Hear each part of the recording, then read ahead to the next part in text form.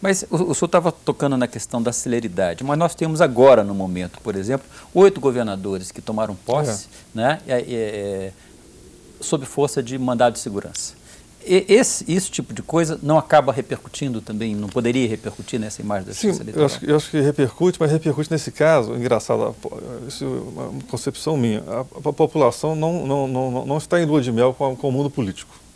Não está em lua de mel com o mundo político. Então, tudo aquilo que é contra o político, e a justiça eleitoral está analisando se caça ou não esses governadores, faz a justiça eleitoral se tornar simpática.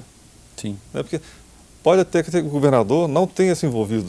Porque denúncias existem de todo jeito, às vezes até maldosas. Pode ter governadores que estão errados dentro da lei e tem governadores que estão fora da lei.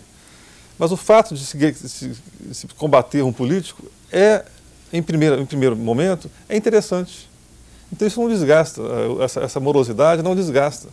Essa morosidade é muito relativa, que é muito pequena. A eleição foi em outubro, vai ser julgado agora, tivemos férias de janeiro, dezembro. Mas há processos ainda da eleição anterior. Não, sim, aí são de governadores reeleitos que estão respondendo ainda a processos. Lima, né? O Cunha Lima, mais ligado à prestação de contas também, porque foi o Tribunal de Contas cassou. Então aí já não é diretamente a eleição, né? São fatos ocorridos na gestão, às vezes, ou na gestão passada, mas não é sobre tanto a eleição, porque quanto à eleição é muito rápido. Perfeito, mas de qualquer forma, né, Rodrigo, a pesquisa não apontou desgaste da justiça eleitoral em relação, por causa desses processos. Não, na verdade, a população conhece muito pouco a justiça eleitoral. Ela avalia muito mais por imagem do que a partir de alguma relação mais concreta ou de alguma percepção da atuação da justiça eleitoral na rotina da eleição. As pessoas avaliam a justiça eleitoral muito bem. Primeiro, porque a urna eletrônica é muito bem avaliada, ela é quase uma unanimidade nacional. Né? O processo eleitoral como um todo ele é visto como muito eficiente, a celeridade na produção dos resultados, né? Também, da divulgação dos resultados também é um aspecto que valoriza muito a justiça eleitoral. E, como eu disse, a própria campanha Vota Brasil sendo muito bem avaliada pela população, né? As pessoas assistem e gostam, né? Não é por isso simplesmente ter visibilidade, as pessoas assistem e gostam. E isso produz um impacto na imagem da justiça eleitoral positivamente. Perfeito. Nós vamos a um rápido intervalo e voltamos em seguida.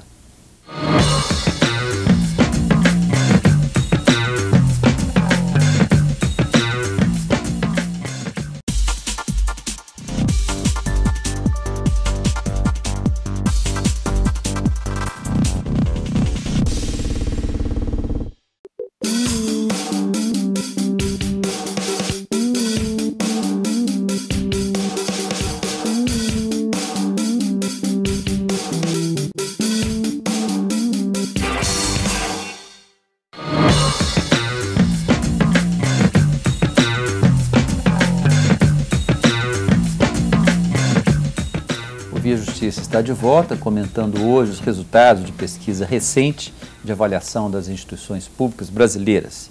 Nossos convidados são o cientista político Rodrigo Mendes Ribeiro, diretor do Instituto Nexus, que é responsável pelo levantamento, e o Dr. Dorgal Borges de Andrada, que é vice-presidente da AMB, Associação dos Magistrados Brasileiros.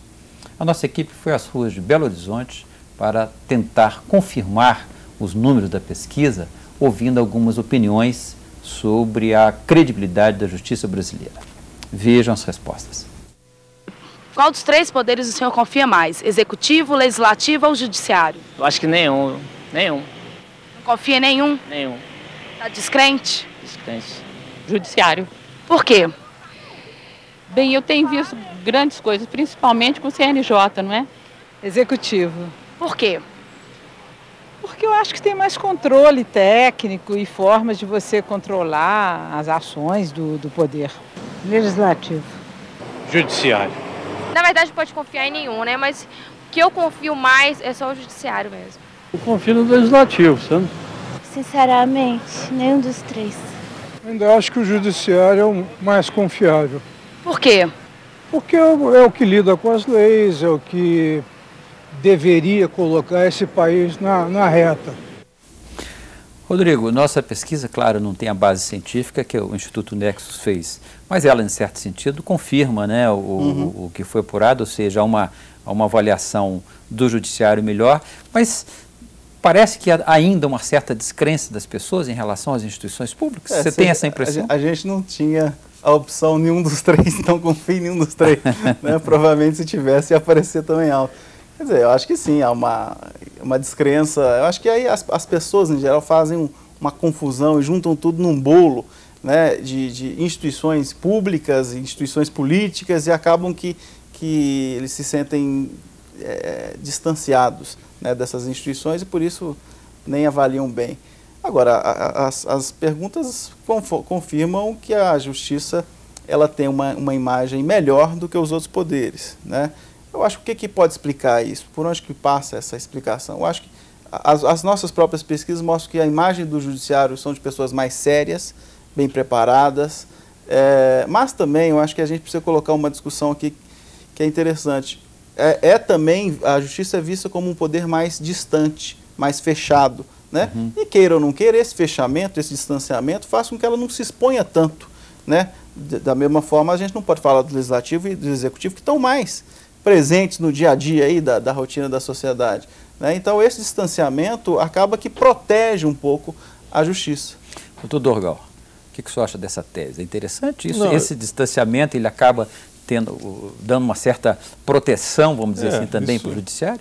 Isso, eu concordo em tudo que ele disse. Até eu dou um exemplo, até no próprio, pegando o que ele disse, se você considerar um senador apagado, que seja um intelectual, se ele não vai para a tribuna, ele é apagado, ele é escondido, ele vai ser considerado uma pessoa que não é criticada.